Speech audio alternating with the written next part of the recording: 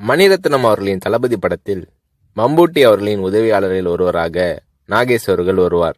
நாகேஷ் அவர்களிடம் 10 நாள் கால்ஷீட் வாங்கி இருந்த போதிலும் படத்தில் நாகேஷ் அவர்கள் நடித்த 3 காட்சிகள் மட்டுமே இடம்பெற்றிருந்தன.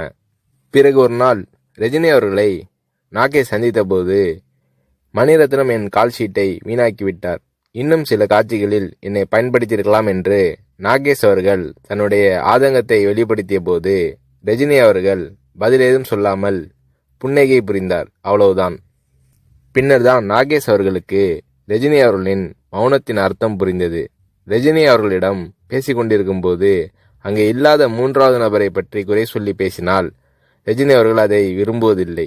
3வது மனிதரை பற்றி பேசுவதோ விமர்சிப்பதோ நாகரீகம் இல்லை என்பது ரஜினி அவர்களின் பாலிசி.